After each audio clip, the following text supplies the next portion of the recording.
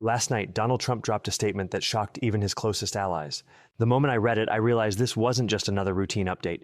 It was a turning point. Direct, sweeping, and unprecedented, this announcement marks one of the boldest moves of his entire presidency. Coming at a moment when the nation is already grappling with uncertainty and tension, it instantly amplified the urgency that millions of Americans have been feeling for years. In this video, we'll break down exactly what Trump said, why he chose this moment to speak, and what his decision could mean for the country and for you. From the immediate reactions to the long-term consequences, we'll examine each detail carefully, cutting through the noise to give you a clear understanding of the stakes. By the end, you'll see why commentators are calling this the most consequential declaration of his presidency, why it stunned so many, and why the timing couldn't be more critical. Strap in, because what comes next is not just news, it's history in the making. So, what exactly did Trump decide? Why is the White House calling it structurally transformative? And why are critics already labeling it the most controversial move of his presidency? Today, we're breaking down the full message, straightforward, honest, and analytical, because this isn't just politics. It impacts every one of us. You deserve to understand exactly what just happened. To set the stage, we need to acknowledge the recent tragedy that shook the nation, the deaths of 2 National Guard members, including 20-year-old Sarah Beckham. Born in the mid-2000s, she grew up in a world few of us can truly imagine. Yet she chose to serve her country, volunteering to work on Thanksgiving, protecting fellow citizens, doing her part. Her life was cut short in an ambush-style attack on the cold streets of Washington, D.C., a devastating loss that stunned a nation. But this horrific incident was not isolated. It exposed deeper, long-standing issues simmering beneath the surface: national security gaps, immigration policy challenges, and failures from past administrations. Trump's announcement, coming in the wake of this tragedy, directly addresses these concerns, proposing a sweeping, structural change designed to prevent future disasters. Today, we'll walk through exactly what he said, why now, and why it matters to all Americans.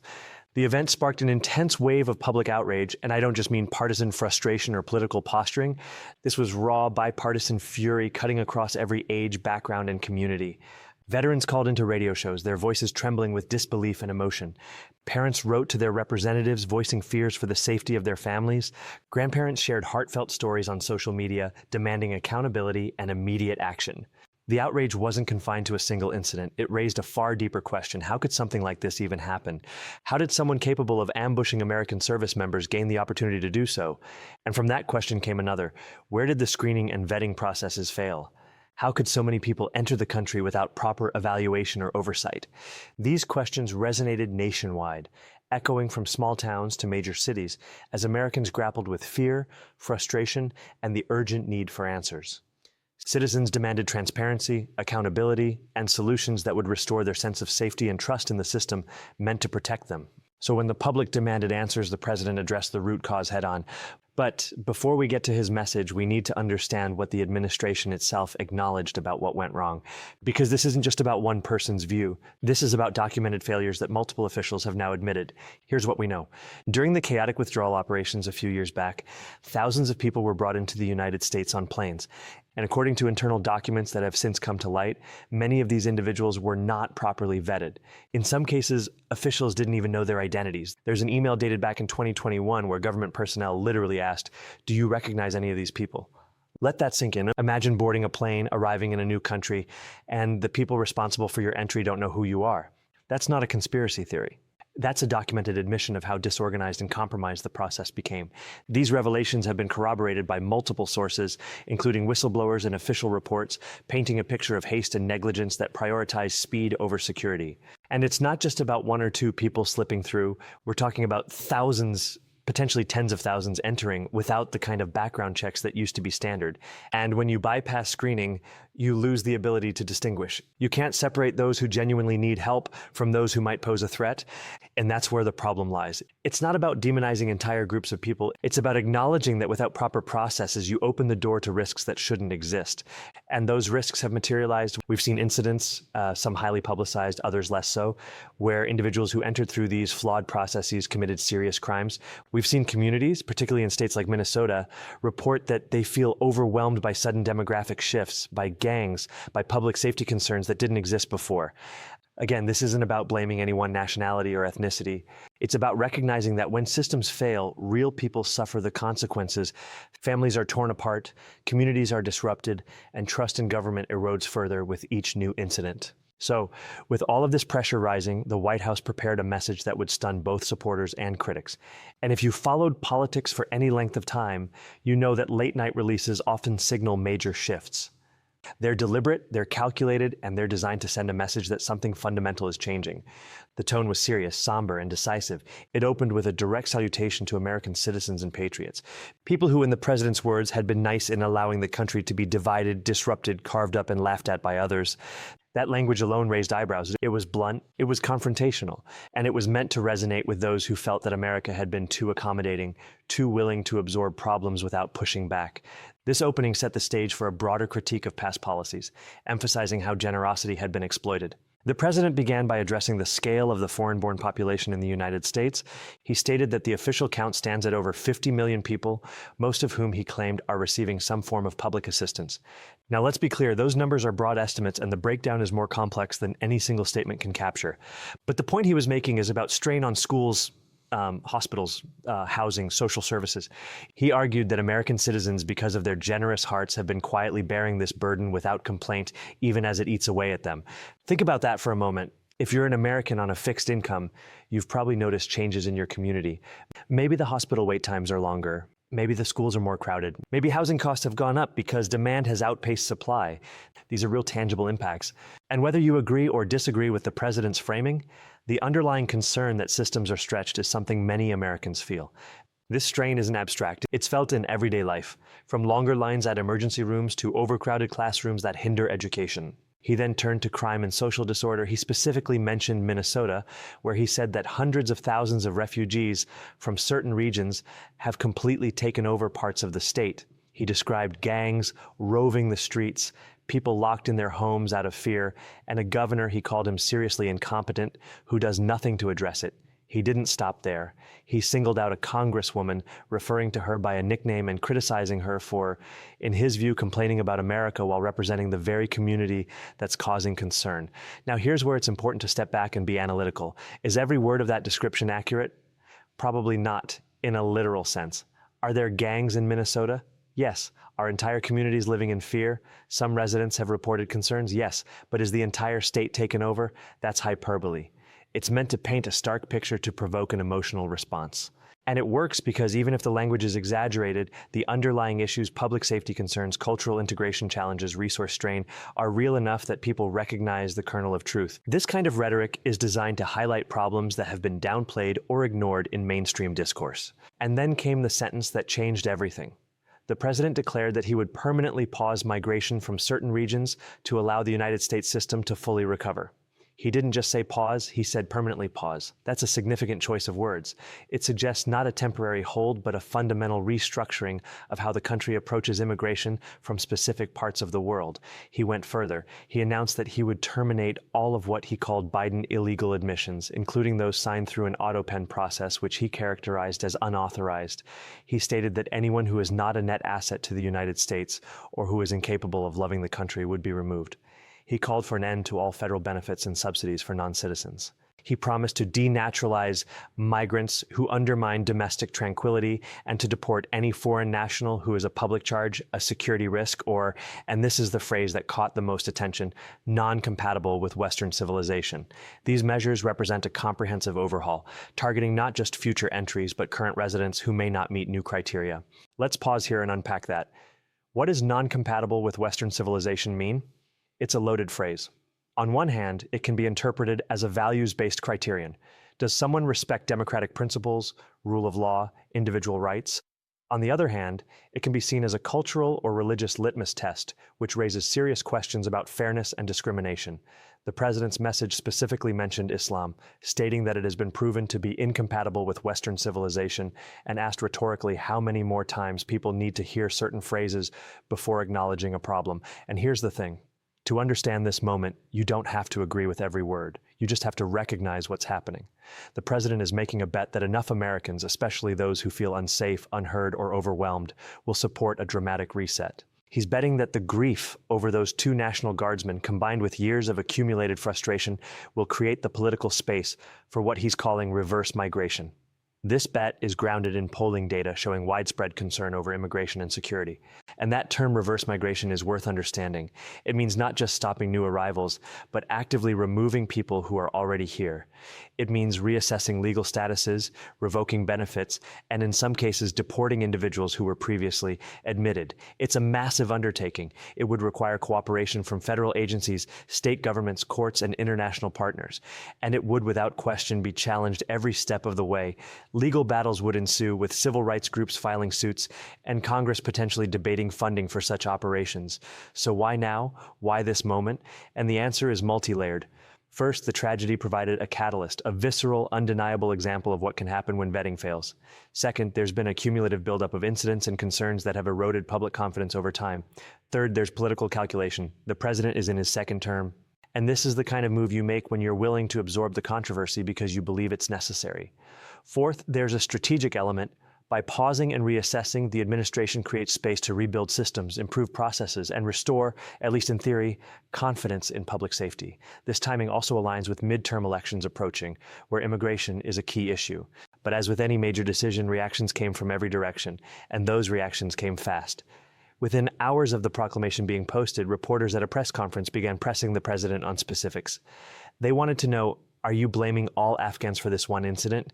Are you painting entire communities with the same brush? And the president's response was telling. He didn't back down, but he also didn't generalize in the way critics expected. He said essentially, no, not all Afghans are responsible. But he insisted that there have been significant problems because so many individuals came in on those chaotic flights without any checking. He pointed to images we've all seen, planes packed wall to wall with people, desperate scenes at airports, physical strength determining who got on and who didn't. His argument was simple. In that chaos, there was no way to distinguish between those who genuinely helped the U.S. government and those who simply managed to push their way onto a plane. This point underscores the need for orderly processes in future evacuations or migrations. And then he pivoted to Somalia, reinforcing his earlier point about Minnesota. He described gangs, overwhelmed neighborhoods, and what he characterized as an incompetent governor who won't act. He used blunt language, calling officials dopes and useless. Again, this is the kind of rhetoric that fires up his base but alienates others. But it's also revealing of a deeper frustration, the sense that political correctness has prevented honest conversations about what's actually happening in certain communities. Now, here's where I want to be very clear. My job isn't to tell you what to think. My job is to help you understand what's being said, why it's being said, and what it means going forward. So let's talk about the reactions because they're as important as the decision itself. Supporters of this proclamation see it as long overdue. They argue that for years, America has been too willing to absorb costs, financial, social, and human, without asking hard questions. They point to incidents like the one that killed those 2 National Guardsmen and say this is what happens when you prioritize ideology over safety. They believe that a nation has not just the right, but the responsibility to control who enters, to set standards, and to remove those who don't meet them. For many, this message resonates. It feels like common sense, a return to prioritizing citizens' well-being. On the other side, critics argue that the proclamation is dangerously broad, potentially discriminatory, and likely to harm innocent people. They worry about families being separated, about refugees who fled violence only to face deportation, about the moral and legal implications of denaturalizing citizens or barring entire regions. They point out that blanket bans and sweeping generalizations don't distinguish between extremists and ordinary people trying to build better lives. And they warned that this kind of rhetoric, especially the language about religious compatibility, echoes some of the darkest chapters in American history when fear led to internment camps, exclusion acts, and policies we later regretted. These concerns are echoed by human rights organizations and some within the president's own party who fear long-term damage to America's image. So who's right? Well, that's the uncomfortable truth about moments like this. Both sides have legitimate concerns. Security is real. The need for proper vetting is real. The strain on communities is real, but so is the risk of overreach. So is the danger of punishing the innocent along with the guilty. So is the moral weight of turning away people in desperate need. And this is where history becomes instructive because America has faced moments like this before. In the early 20th century, there were quotas and exclusions based on national origin. During World War II, there was internment. After September 11th, there were travel bans and heightened scrutiny of certain groups. Each time the nation wrestled with the balance between security and values. Each time some policies were later seen as necessary, others as mistakes. And each time the debate revealed something fundamental about what kind of country America wants to be. These historical parallels remind us that today's decisions will be judged by future generations. So what does this decision mean for America's future? Let's think through the implications step by step. First, national security. If the administration follows through on this proclamation, we're talking about a massive increase in enforcement efforts. Detention centers would need to expand to handle the influx. Courts would be flooded with cases challenging deportations. International agreements would be tested as countries negotiate returns. And the message to the world would be clear. America is prioritizing control over openness, at least for the foreseeable future. This could deter potential threats, but also strain alliances. A second, economic impact. Whether you agree with the policy or not, removing large numbers of people from the workforce has consequences. Some of those consequences might be positive: more jobs for American citizens, less strain on wages in certain sectors, but others could be disruptive labor shortages in industries that rely on immigrant workers, decreased consumer demand, and potential retaliation from countries whose citizens are affected. Economics is complex, and any major shift in population flows ripples through the system in ways that aren't always predictable, affecting everything from agriculture to tech. Third, social services. This is one area where the administration's argument has traction. If federal benefits are indeed going to non-citizens at the scale claimed, then redirecting those resources could ease pressure on schools, hospitals, and housing markets. Seniors on fixed incomes might see improvements in wait times, availability, and costs. But the flip side is that abrupt removal of people also destabilizes communities, disrupts schools mid-year, and creates humanitarian challenges that local governments would have to manage, potentially leading to new strains on resources. Fourth, border management. A permanent pause on migration from certain regions doesn't eliminate the need for border security. It just shifts the focus. Instead of processing asylum claims and vetting new arrivals, resources would be redirected toward enforcement and deportation. The question is whether that's a more effective use of limited resources, or whether it simply trades one set of challenges for another, such as increased illegal crossings or diplomatic tensions. And fifth, international relations. This is huge. When the President of the United States declares that entire regions are essentially unwelcome, it affects diplomacy, alliances, and America's reputation abroad. Some allies will quietly support the move, seeing it as tough on security. Others will publicly condemn it, and adversaries will use it as propaganda. People will say, "See, America doesn't care about human rights. America doesn't welcome those in need." Whether that criticism is fair or not, it will have consequences for how the country is perceived and how it can operate on the global stage, from trade deals to military cooperation. So let's bring this all together. Why does this decision define the president's second term? Because it represents a crossroads, a moment where a complex, decades-old issue met a decisive, controversial answer. It's not a policy tweak. It's not an incremental change.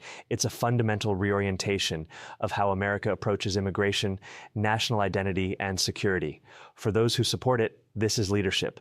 It's a president willing to make the hard call, to absorb the criticism, to prioritize American citizens above political correctness.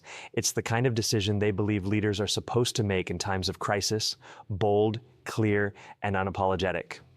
For those who oppose it, this is overreach. It's a president using tragedy to justify policies that are too broad, too punitive, and too dismissive of the values that have historically defined America as a refuge and a land of opportunity. It's the kind of decision they worry will be remembered as a moment when fear triumphed over compassion, potentially eroding the moral high ground America claims. And for historians, well, they'll debate this for years. They'll look at the data on crime, on integration, on economic impact. They'll examine whether the security gains justified the human costs. They'll compare this moment to other periods of restrictionism and ask whether it was necessary or excessive. But one thing is certain: they'll recognize it as a defining moment because decisions this sweeping don't come along often. And when they do, they shape the trajectory of a nation for generations. Now, I want to speak directly to you for a moment. If you're a senior watching this, you've lived through a lot. You've seen America change in ways both wonderful and challenging. You've watched leaders come and go. You've experienced moments of unity and moments of division. And you've probably learned that the truth is rarely as simple as either side wants to make it. This decision, this proclamation, is not going to be easy to implement. It's going to face legal challenges from multiple fronts. It's going to be debated in Congress, in courts, in town halls, and around dinner tables across the country. And that's actually a good thing, as it ensures thorough scrutiny, because that's how democracy works. Big decisions should be contested, they should be examined from every angle, and the outcome should reflect not just the will of one leader, but the collective judgment of a nation. What matters now is that we stay informed, that we don't just react emotionally, but think critically, that we ask questions. What are the actual facts behind these claims? What are the trade-offs involved involved in such policies? What are the alternatives that could address the issues without broad sweeps? And what kind of country do we want to be? Not just today, but for our children and grandchildren who will inherit the consequences. Because here's the thing, America has always been a work in progress. It's never been perfect. It stumbled, corrected course, and stumbled again. But the reason it endures is that enough people in every generation care enough to engage, to debate, to vote, to hold leaders accountable, and to demand better when things go wrong. This resilience is what has allowed the nation to overcome past challenges. So as we close, let me bring everything back to where we started. A tragedy shook the nation. 2 young National Guardsmen gave their lives in service to their country. The public demanded action, and the president responded with what he's calling the most significant immigration directive of his presidency: a permanent pause on migration from certain regions, a commitment to reverse previous admissions, and a restructuring of how America evaluates and supports those who enter. Whether you see this as necessary or dangerous, one thing is undeniable. It's a decision that will shape the next chapter of American history. It's a moment where grief, frustration, and policy collided, and the consequences, good, bad, and complicated, will unfold in the months and years ahead. We'll see shifts in demographics, legal precedents set, and perhaps even cultural changes as the nation adapts. If you found this breakdown helpful, make sure to like this video so more people can understand what this decision actually means in depth. And if you want to stay updated on what happens next after this historic move, subscribe and leave a comment below. I read every single one of them, and your perspective genuinely matters. This moment affects all of us, and your voice deserves to be heard. Thank you for watching. Thank you for caring enough to stay informed. And remember, the story doesn't end here. It's just beginning. Stay engaged, stay thoughtful, and stay hopeful that whatever comes next, America will find its way through, because it always has, through dialogue, determination, and a commitment to its core principles.